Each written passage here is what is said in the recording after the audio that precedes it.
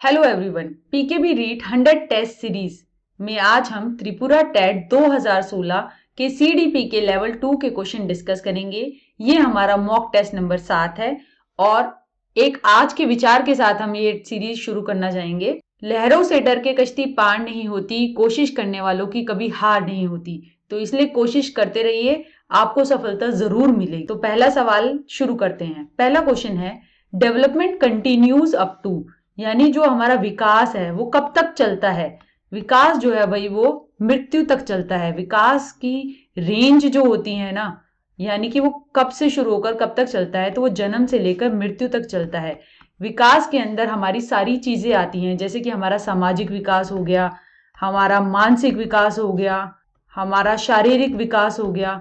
तो ये सारी चीजें होती है ना, और इनका आपस में जो रिलेशनशिप होता है वो आता है विकास के अंदर। तो विकास एक बड़ा कॉन्सेप्ट है, ये एक क्वालिटेटिव कॉन्सेप्ट है, यानी कि ये गुणात्मक कॉन्सेप्ट है जिसका जो है हम इवेल्युएशन करते हैं, यानी कि हम उसके बारे में मूल्यांकन कर सकते हैं कि कितना विकास हुआ, उसका मूल्यांकन होता है। उसकी मापना नहीं होती, मापना जो होती है वो ग्रोथ के अंदर होती है, अभिवृद्धि के अंदर होती है।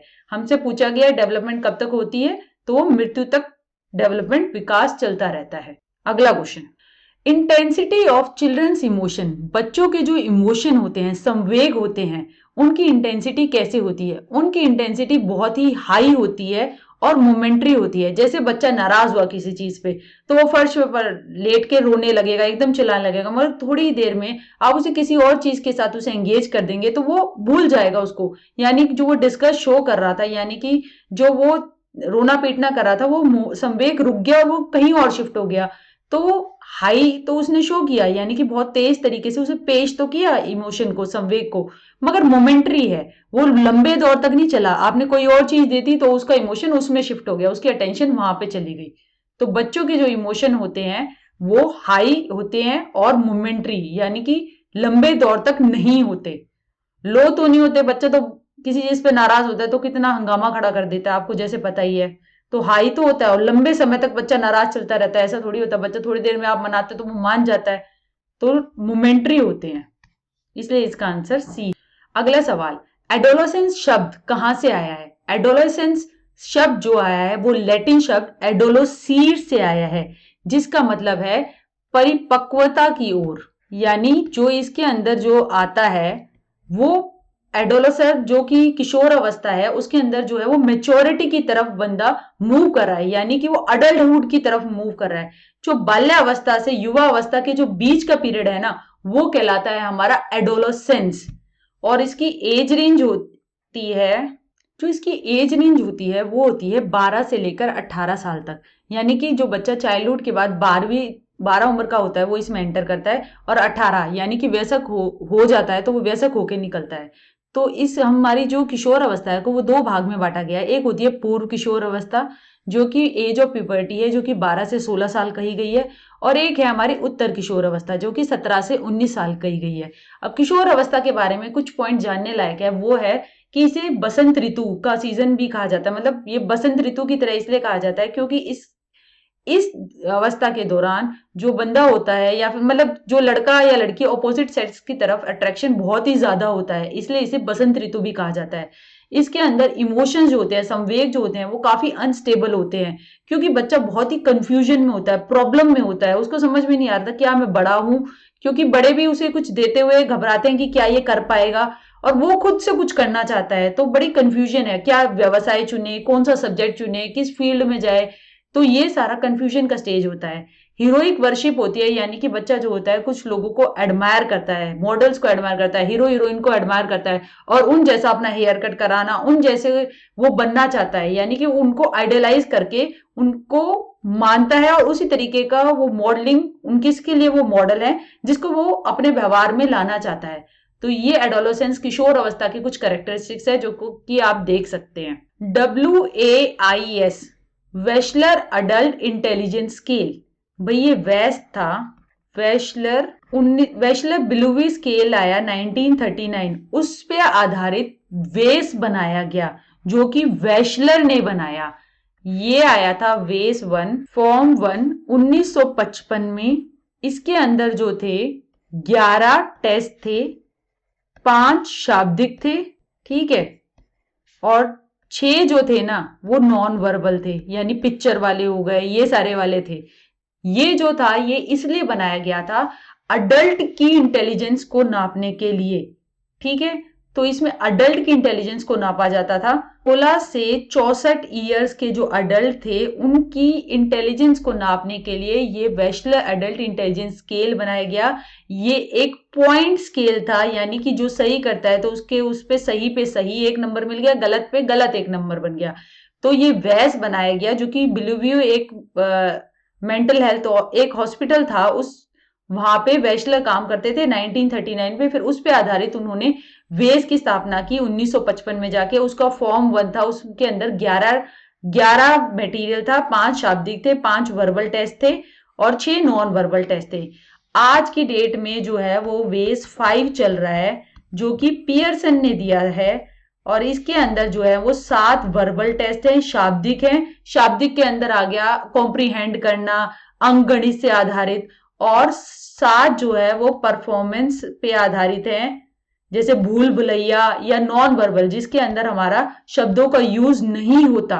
तो आज की डेट में बेस 5 के अंदर हमारे 14 उसके अंदर भाग हैं, और इसके अंदर तो मतलब ये हो गया बेस के अंदर जो है एक ये वर्बल भी हो आ रहे हैं और नॉन वर्बल भी आ रहे हैं। तो वेस जो है वो एक हमारा मिश्रित टेस्ट, क्योंकि ये शाब्दिक सब टेस्ट जो है उसके अंदर शब्दों का भी प्रयोग हो रहा है, और 7 जो अशाब्दिक है जो कि करके दिखाने हैं, जो कि भूल भुलैया वाले हो गए, या फिर आपको चित्र की पूर्ति करनी, चित्र को सुसज्जित करना, ये सारे परफॉर्मेंस वाले हो गए। तो ये जो आते हैं ये परफॉर्मेंस वाले हो गए। इसमें पूछा गया है वेशलर एडल्ट इंटेलिजेंस स्केल क्या है। नॉन वर्बल टेस्ट है, नॉन वर्बल आश्रित रूप से है क्योंकि उसके 7 भाग नॉन वर्बल है। वर्बल है, हाँ उसके 7 भाग वर्बल है। परफॉर्मेंस है, नॉन वर्बल को ही परफॉर्मेंस कह दिया जाता है, तो वो भी है। नन ऑफ द अबव, अब इसका आंसर जो होगा ना बच्चों, नन ऑफ द अबव होगा। वो इसलिए होगा क्योंकि इसके अंदर तो ये दोनों चीजें अवेलेबल हैं, ठीक है। तो इसका आंसर डी है। शायद जो आंसर किया है उसमें गलत लगा रखा है, तो इसका आंसर डी हो। आईक्यू यानी इंटेलिजेंस क्वेश्चन को नापने का फॉर्मूला किसने दिया था और वो कौन सा है। देखिए आप थोड़ा याद रखिएगा, जो हमारा आईक्यू है, मेंटल एज नीचे क्रोनोलॉजिकल एज, ये जो बात की थी ना वो तो बात की थी स्टर्न ने और कुहलमान ने 1912 में, ठीक है। मगर जो फॉर्मूला था आईक्यू का कि ऊपर होगी मानसिक आयु और नीचे होगी क्रोनोलॉजिकल एज यानी वास्तविक आयु, और उसको 100 से गुणा करेंगे। ये जो सूत्र था ना ये दिया था टर्मन ने 1916 में। तो अब देखते हैं कौन सा है, mental as upon chronological age into 100। तो इसका आंसर पियाजे के अनुसार चौथी स्टेज संज्ञानात्मक विकास की कौन सी है। भाई हमें सीधा बताया, चौथी स्टेज जो है वो फॉर्मल ऑपरेशन की होती है, ऑपरेशन जिसके अंदर लॉजिकल थिंकिंग आ जाती है, एब्स्ट्रैक्ट अमूर्त चिंतन आ जाता है, और ये 11 एंड अबव होती है, ठीक है। औपचारिक संक्रियात्मक, अब इसके अंदर दे रखी है औपचारिक वाली नहीं, पहले तो सेंसरी मोटर दे रखी है, ये तो स्टेज 1 है, ठीक है। तो ये 0 से 2 साल वाली संवेदी पेशी है, तो ये नहीं है। प्री कंसेप्चुअल स्टेज ये भी नहीं है। पीरियड ऑफ कॉन्क्रीट ऑपरेशनल ये स्टेज 3 है, जिसके अंदर मूर्त संक्रियात्मक, तो हमें तो डी औपचारिक देखना है, तो इसका आंसर डी है। जो हमारी दूसरी स्टेज होती है ना बेटा प्री ऑपरेशनल, उसको 2 भागों में बांटा गया है, एक तो होता है प्री कंसेप्चुअल और एक होता है इंट्यूटिव। अब हमें पता है कि प्री ऑपरेशनल 2 से 7 साल की है, उसके अंदर प्री कंसेप्चुअल जो होगी ना वो होगी 2 से 4 साल की, और इंट्यूटिव होगी वो होगी 4 से 7 साल। अब प्री कंसेप्चुअल 2 से 4 साल में हमें पता है कि बच्चा ईगोसेंट्रिक होता है, यानी आत्म केंद्रित होता है। बच्चा जो होता है उसकी थॉट जो होती है, वो जो ऑब्जेक्ट उसके सामने होता है उसी पे आधारित होती है, और वो काफी इरेशनल सी थॉट होती है उसकी। और एनिमिज्म होता है, वो लाइफलेस चीजों को भी लाइफ वाला समझता है कि इनमें जीवन है, तो एनिमिज्म की भावना होती है। इंट्यूटिव के अंदर जो आता है, बच्चा जो है वो इंट्यूटिव आधार पे थॉट हो जाती है, उसका विचार इंट्यूशन पे तो आधारित हो जाता है। मगर बच्चे के अंदर जो है ना तो रिवर्सिबिलिटी है ना उसके अंदर कंजर्वेशन है, तो वो जो सोचता है ना उसको वो बातों को ना तो वो बता पाता, और काफी उसकी थॉट कभी इधर कभी उधर, तो कुछ आर्ग्यूमेंट वो प्रस्तुत नहीं कर पाता। तो वो होती है प्री ऑपरेशन स्टेज के इंट्यूटिव स्टेज में।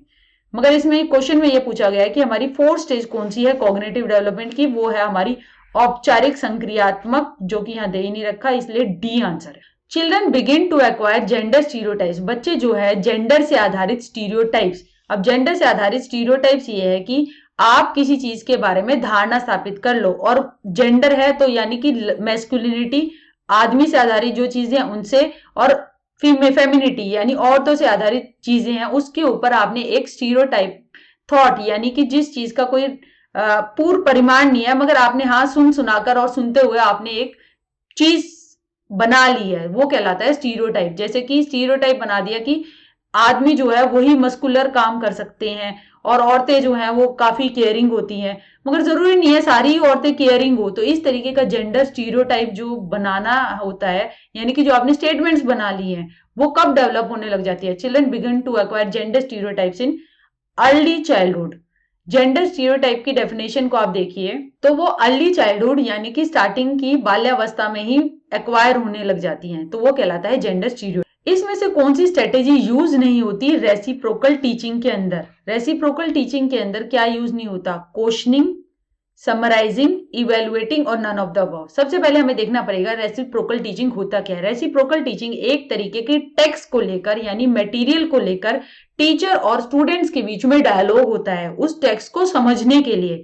तो ये एक लैंग्वेज से रिलेटेड, लैंग्वेज पेडागोजी में भी ये सवाल आ सकता है। तो रेसिप्रोकल टीचिंग के अंदर अगर टीचर और स्टूडेंट्स संवाद करेंगे उस टेक्स्ट को लेकर, तो उसमें क्या क्या होगा? उसमें 4 बातें होंगी, अगर आप याद करें। सबसे पहला होगा हमारा प्रिडिक्ट करना, ठीक है, प्रिडिक्ट कर पाएंगे। आई थिंक, बच्चा जो है वो एक टेक्स्ट को लेकर सोचेगा कि मैं सोचता हूं ऐसा होगा, ऐसा मैं मानता हूं, तो उस टेक्स्ट को जो है सबसे पहले स्किम करना, यानी मोटे मोटे तौर पे देखना, स्कैन करना, चीजों को ऐसे देखना, शब्दों को, जिससे उसका मीनिंग आ जाए, तो वो कहलाएगा प्रिडिक्ट करना। क्वेश्चन करना कि एक टेक्स्ट को लेकर सोचना कि क्या होने वाला है, क्या होने वाला है, कब होने वाला है, कहाँ होने वाला है, तो वो कहलाता है क्वेश्चन करना। इसके बाद है क्लैरिफाई करना। क्लैरिफाई करना कि यानी कि आप उस टेक्स्ट को लेकर क्लैरिफाई कर पाओगे कि इस चैप्टर में मुझे ये समझ में नहीं आया, मुझे वर्ड ये वाला समझ में नहीं आया, सेंटेंस समझ में नहीं आया, तो उस टेक्स्ट को आप पूर्ण रूप से समझने की कोशिश करेंगे। समराइज करना। समराइज का मतलब है कि आप जो है उसकी पूरी समरी दे पाएंगे कि मैंने ये सीखा, ये मेरा उस टेक्स्ट का सबसे फेवरेट पार्ट था, ये मेरे पहले ये था, फिर ये था। आप उसको एक, अगर कोई स्टोरी है तो आप उसके इवेंट्स को क्रोनोलॉजिकली लगा पाएंगे। तो ये सारे एक टेक्स्ट को लेकर जितना भी संवाद हो रहा है, जिस तरीके से उस टेक्स्ट को आप पढ़ रहे हैं, क्वेश्चन कर रहे हैं, प्रिडिक्ट कर रहे हैं, उसको क्लैरिफाई कर रहे हैं। क्लैरिफाई करने के लिए अगर आपको कोई शब्द नहीं आ रहा तो आप वोकैबुलरी में ढूंढ रहे हैं और उसके बाद उसे समराइज कर रहे हैं। ये सब रेसिप्रोकल टीचिंग के अंदर आता है। तो इसके अंदर हमारी क्वेश्चनिंग आती है, बिल्कुल सही। हमारी समराइजिंग करना आपने देखा कि आता है, इवेलुएटिंग नहीं आता, और नन ऑफ दिस ये भी गलत है क्योंकि क्वेश्चनिंग और समराइजिंग तो आता है, और हमें बताना है क्या नहीं आता। तो इवेलुएटिंग नहीं आता, हमारा प्रिडिक्ट करना आता है, हमारा क्वेश्चन करना आता है, सवाल करना आता है, क्लैरिफाई करना यानी कि चीज को पूर्ण रूप से समझाना आता है, और समराइज यानी सम अप करना, इकट्ठा करके बताना, वो आता है। तो इसका आंसर है इवेलुएटिंग। नेटिविस्ट पर्सपेक्टिव का लैंग्वेज डेवलपमेंट में वो किसने दिया था भाई? वो नोम चॉम्स्की ने दिया था।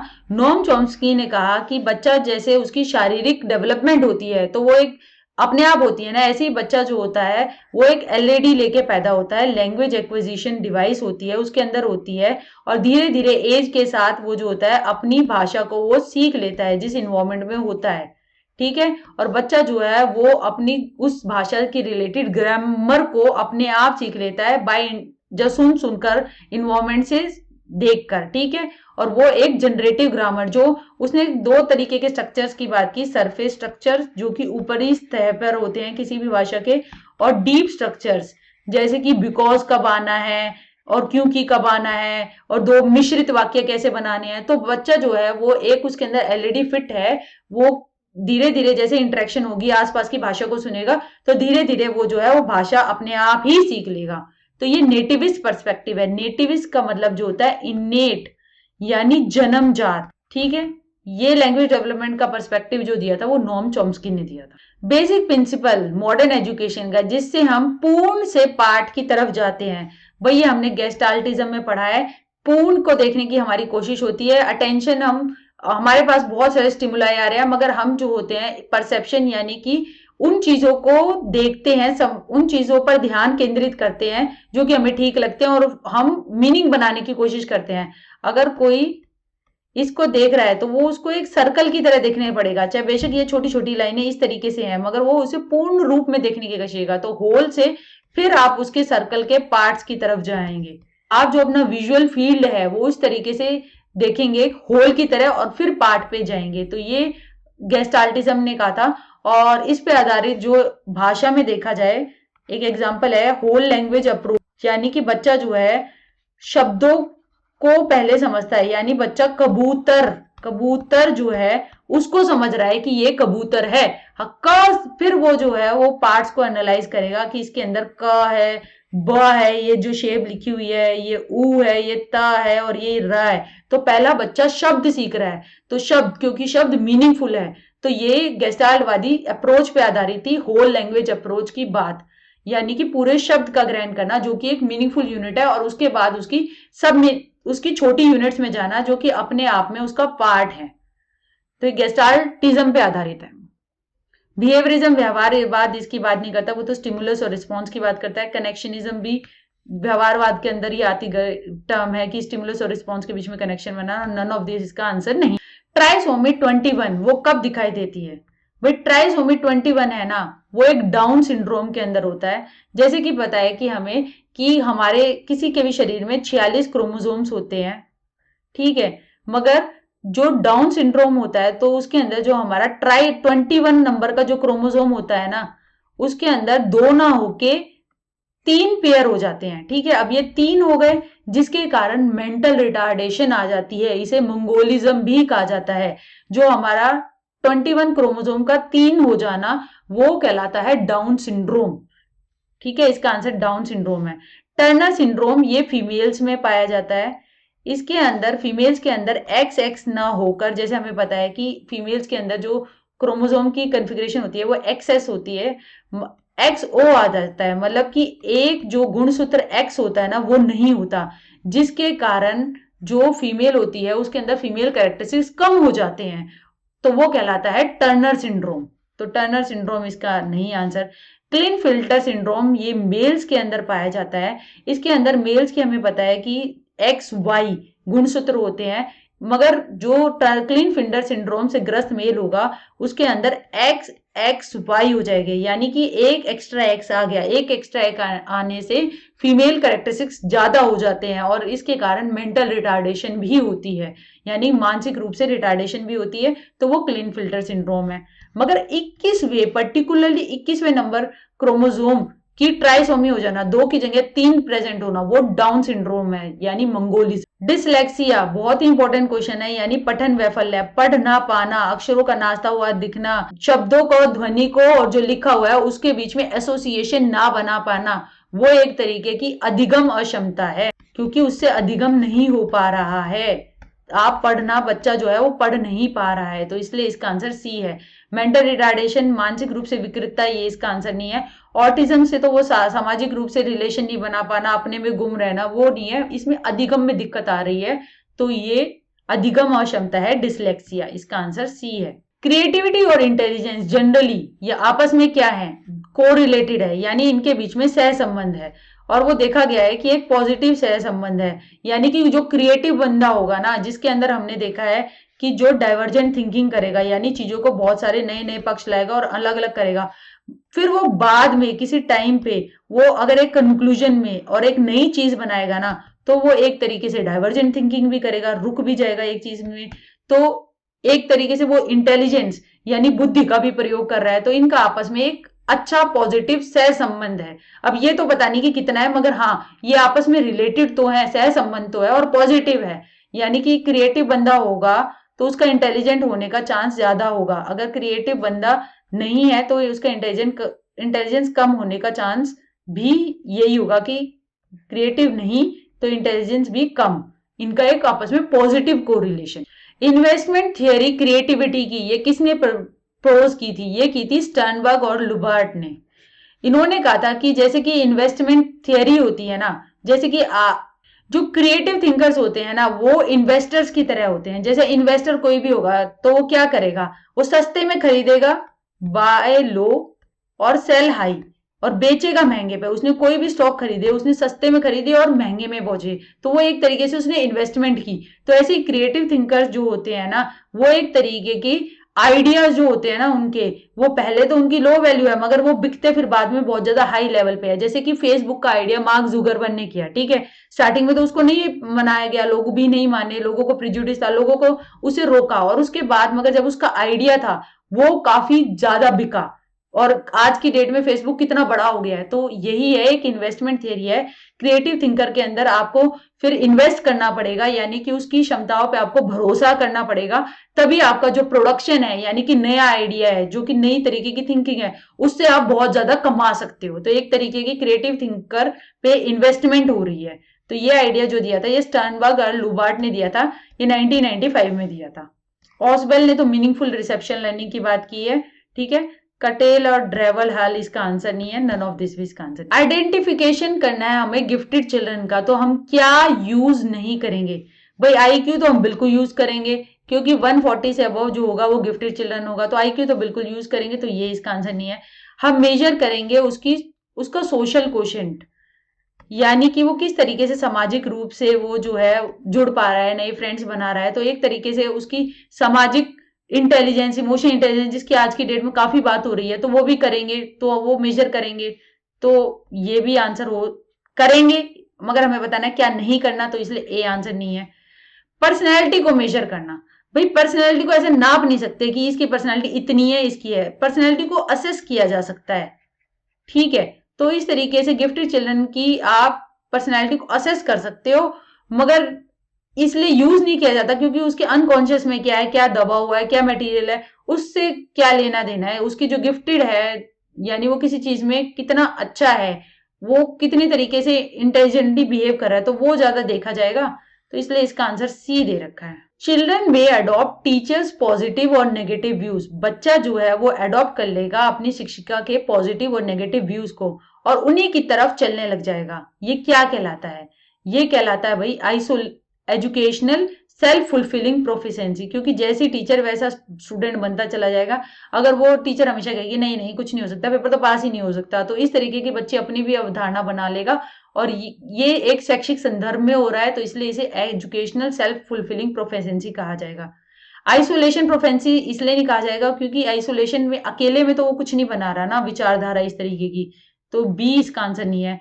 इंटरेक्शन प्रोफिशिएंसी, इंटरेक्शन जो है वो स्टूडेंट स्टूडेंट का भी हो सकता है, स्टूडेंट पेरेंट का भी हो सकता है, वो एक शैक्षिक संदर्भ में जाके, एक शिक्षा के क्षेत्र में जाकर नहीं है, तो इसलिए इंटरेक्शन प्रोफिशिएंसी बी इसका आंसर नहीं है। इसका आंसर है educational self fulfilling proficiency. Proficiency मतलब धारणा बना लेना। एक स्कूल एकोमोडेट करना चाहता है विजुअली इंपेयर्ड को, यानी कि जिसको दृष्टि बाधित कोई बच्चा है उसको, उसे लार्ज प्रिंट टेक्स्ट बुक देकर, बड़ी बड़ी किताबों का लार्ज प्रिंट, जिसको जैसे कम दिखाई देता है तो बड़े बड़े प्रिंट की टेक्स्ट बुक देकर, तो इससे क्या होगा? वो उसे अकोमोडेट कर रहा है। सबसे पहली बात तो वो उसको एडजस्ट कराने की कोशिश कर रहा है, तो अकोमोडेशन वर्ड तो बिल्कुल सही है। आइसोलेट, आइसोलेट अलग से ही अकोमोडेट कर रहा है? नहीं, वो तो इंक्लूसिव हो पे समावेशी शिक्षा दे रहा है, उसको अपने साथ नॉर्मल बच्चों के साथ पढ़ने दे रहा है, तो आइसोलेशन का तो कॉन्सेप्ट आएगा ही नहीं।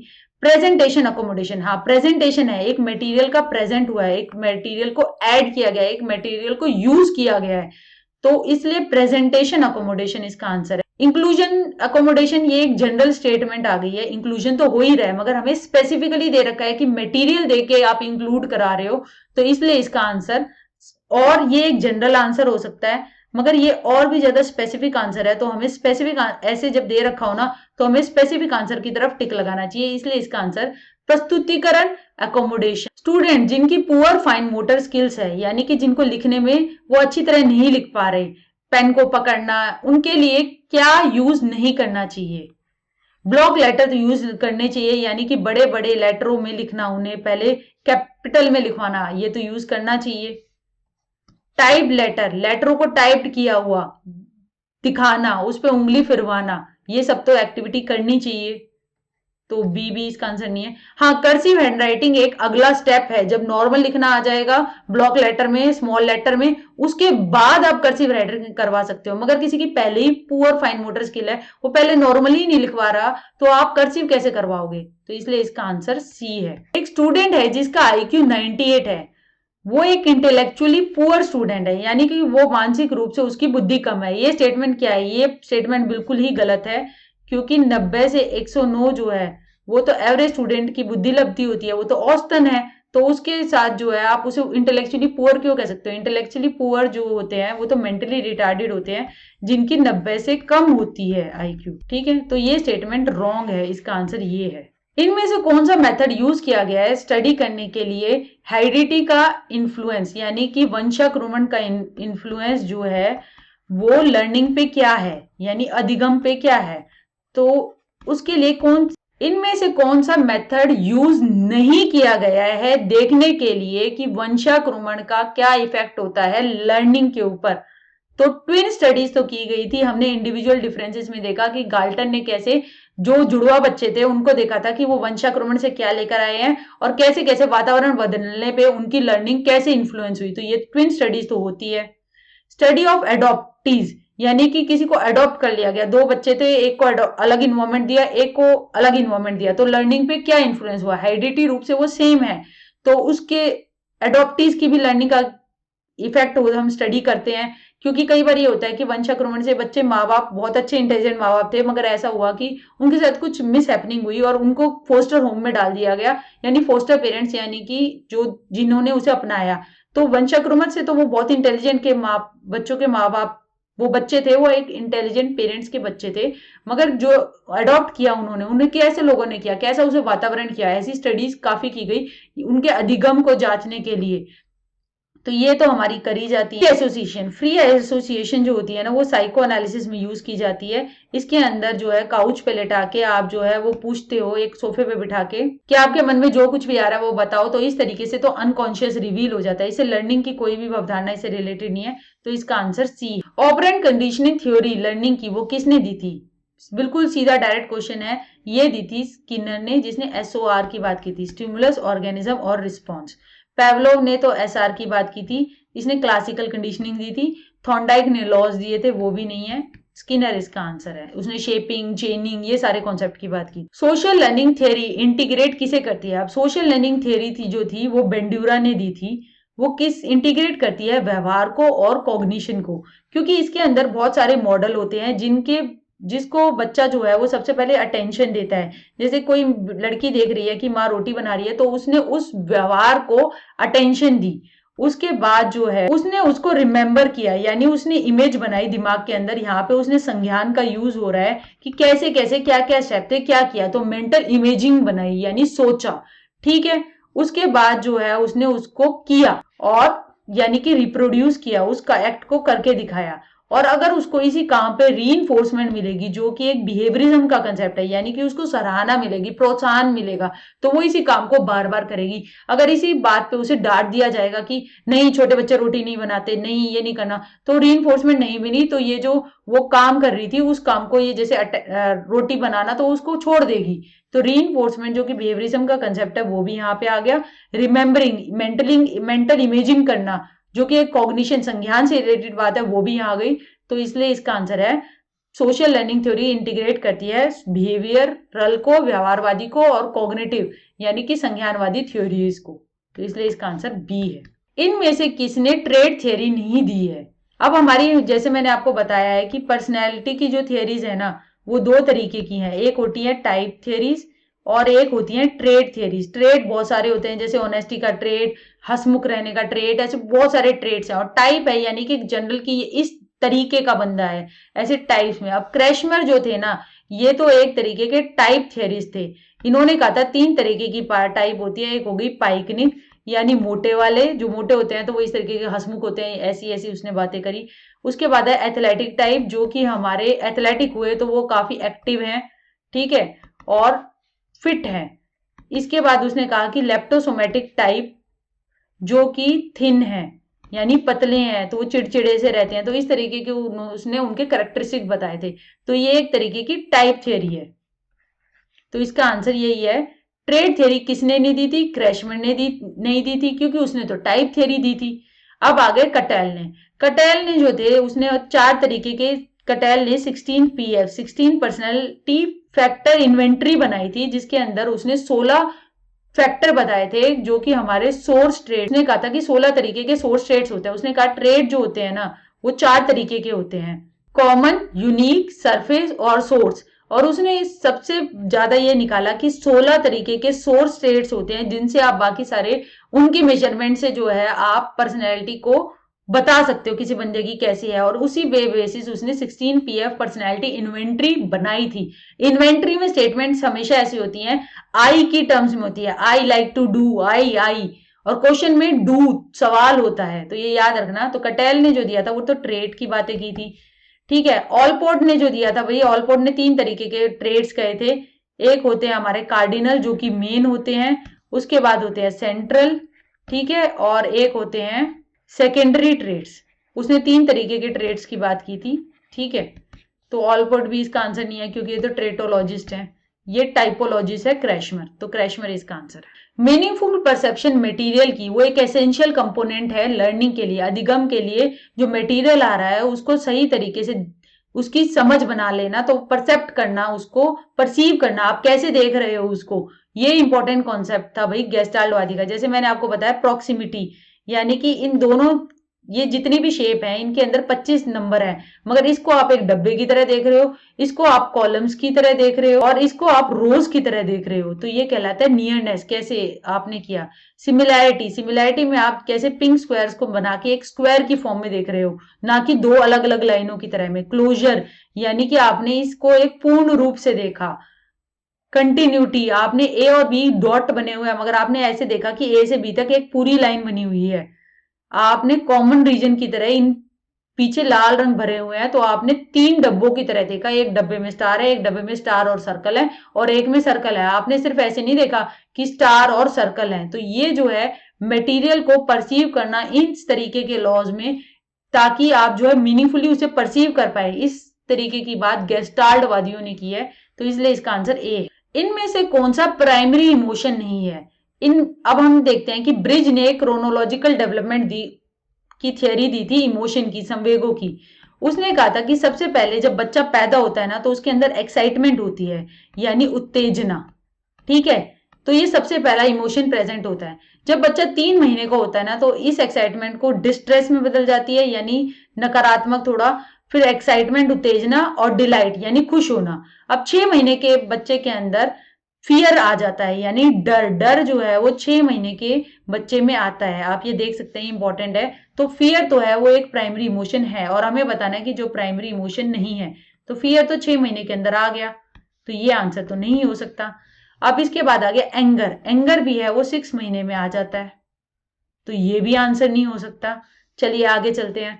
अब 12 महीने के अंदर जो है ना, उसके अंदर फियर भी आ गया, डिस्गस्ट, एंगर, डिस्ट्रेस, एक्साइटमेंट, ठीक है। अब ऐसे करते हुए जो सबसे एंड में, अब जेलेसी का इमोशन आप देख सकते हैं, वो 18 मंथ यानी 1.5 साल के बच्चे में जेलेसी आती है। उसने अपनी जो थियरी दी ब्रिज ने, उसने ये कहा कि इमोशन, संवेग, जेलेसी, जलन का 18 महीने पे आता है। और ऐसे ही 24 महीने पे उसने बताया। और सबसे एंड में जो इमोशन यानी 24 महीने का, यानी कि 2 साल का जो होता है, उसमें सबसे एंड में जो इमोशन डेवलप होता है वो होता है जॉय का। सबसे एंड में जॉय का, सबसे पहले एक्साइटमेंट होती है, और फियर और एंगर जो आते हैं वो 6 महीने में आते हैं। होप कोई भी प्राइमरी इमोशन नहीं है, तो इसलिए इसका आंसर होप है। इस ब्रिज वाली क्रोनोलॉजिकल डेवलपमेंट ऑफ इमोशन को 1-2 बार स्टडी करेंगे ना, और बच्चे से रिलेट करके देखेंगे कि आप देखते हैं कि 6 महीने का बच्चा जो है वो गुस्सा कर रहा है, और 1.5 साल का बच्चा हो गया है तो उसमें जेलसी, उसे जलन हो रही है, और 2 साल का बच्चा है तो वो जॉय हो रहा है, यानी उसे खुशी बहुत ज्यादा हो रही है। तो इस तरीके से याद करेंगे तो शायद आप रिलेट ज्यादा कर पाएंगे। सिंबल्स और साइंस वो नेसेसरी एलिमेंट है किस चीज के, वो है हमारी थॉट के, चिंतन के। सिंबल को यूज करना, ठीक है, साइन को यूज करना, ये सब चिंतन से रिलेटेड है। इसका आंसर है थॉट प्रोसेस। सेंसेस, सेंसेस से तो देख पाने वाली बात है ना। हम सिंबल तरीके से, जैसे कि कोई भी लैंग्वेज है, कोई भी भाषा है, वो सिंबॉलिकली लिखी होती है, उसको हम सोच के उस पर चिंतन कर रहे हैं, तो चिंतन के अंदर लैंग्वेज भी एक पार्ट है। साइन को देखकर, जैसे कि आप एक व्हाइट गाड़ी जा रही है और उसके ऊपर एक लाल रंग की बत्ती है और रो रो कर रही है, तो उससे और उसके ऊपर लिखा हुआ है एम्बुलेंस, और ये आवाज हो रही है, इस साइन को, इस सुन को आपने चिंतन किया तो आपने उसको परसीव कर लिया, ये एक हॉस्पिटल ले जाने वाली एक गाड़ी है, ये एम्बुलेंस है, तो ये चिंतन हुआ ना। तो सिंबल्स और साइन जो है वो थॉट के नेसेसरी एलिमेंट है, सेंसरी प्रोसेस के नहीं है। सेंसरी तो एकदम से जो देखना, ठीक है। परसेप्ट यानी कि मीनिंगफुली ऑर्गेनाइज करना, वो उसकी भी बात नहीं है, इसमें सोच आ रही है तो वो चिंतन है इसका आंसर। अचीवमेंट मोटिवेशन का यानी पाना कुछ, उसकी कॉन्सेप्ट को किसने प्रपाउंड किया था, उसने मैकिलेंड ने प्रपाउंड किया था, ये अमेरिका के थे और इन्हें द अचीविंग सोसाइटी नाम की इन्होंने किताब लिखी थी। उसने कहा था कि हम वो काम करते रहते हैं जिसमें हम कुछ अचीव करना चाहते हैं, एक अचीवमेंट मोटिवेशन हमें हमेशा काम करने के लिए प्रेरित करता रहता है। यानी कि इस फील्ड में अगर मैं टीचर बनना चाहती हूँ तो भाई मैं ऑनलाइन में पढ़ा रही हूँ क्योंकि मुझे इस फील्ड में अचीव करना चाहता है, अचीवमेंट मोटिवेशन अभी प्रेरणा मुझे मिल रही है और मैं इस चीज पे काम करती जा रही हूँ, उस चीज पे मुझे एक्सेल करना है, तो वो एक अचीवमेंट मोटिवेशन है। इसका आंसर है मैकिलेंड। वेंडूरा ने तो सोशल लर्निंग की थ्योरी की बात की थी भाई। 28, पर्सनैलिटी को एक्सट्रोवर्ट और इंट्रोवर्ट ये किसने किया था भाई, ये यूंग ने किया था और इसने बात की थी थिंकिंग, फीलिंग, सेंसेशन और परसेप्शन। अब इंट्रोवर्ट जो होते हैं ना यानी अंतर्मुखी, वो कैसे सोचते हैं, थिंक करते हैं, उसकी बात की, ठीक है, एक टाइप वैसी बनाई उसने। कैसे वो फील करते हैं उसकी एक टाइप बनाई, कैसे वो सेंस करते हैं चीजों को उसकी एक टाइप बताई, और कैसे वो परसीव करते हैं तो उसकी एक टाइप बताई।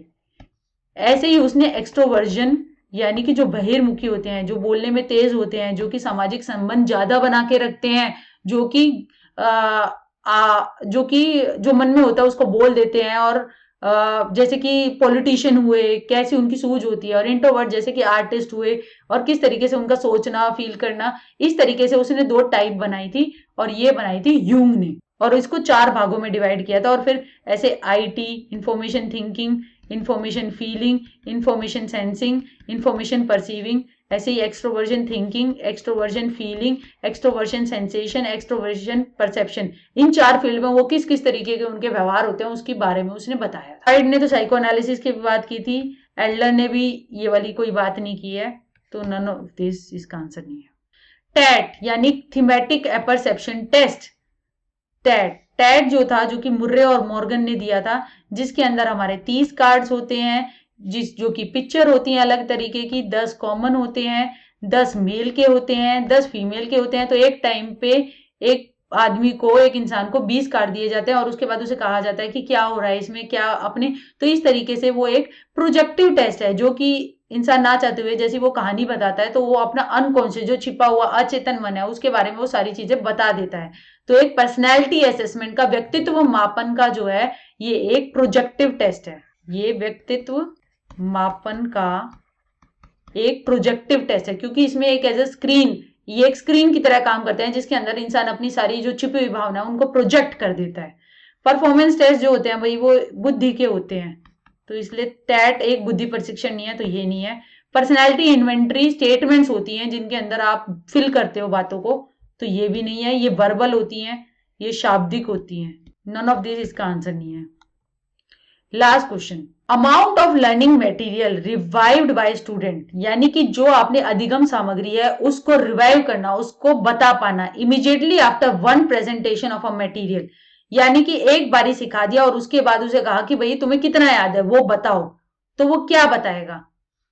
कैपेसिटी ऑफ मेमोराइजेशन, रटने की कैपेसिटी, इम्पर्सनल मेमोरी यानी कि किसी चीज से ना जुड़ी हुई memory, span of memory, span बताएगा यानी कि कितनी उसकी क्षमता है, स्पैन आपने कितना याद रखा, तो इसलिए इसका आंसर है सी। जो लर्निंग मटेरियल आपने एक प्रेजेंटेशन के बाद उसको जितना आप रिवाइव कर पा रहे हो, रिट्रीव कर पा रहे हो, तो वो आपके मेमोरी स्पैन के बारे में बताएगा कि आपका मेमोरी स्पैन कितना है, कितना बड़ा है आपका मेमोरी स्पैन।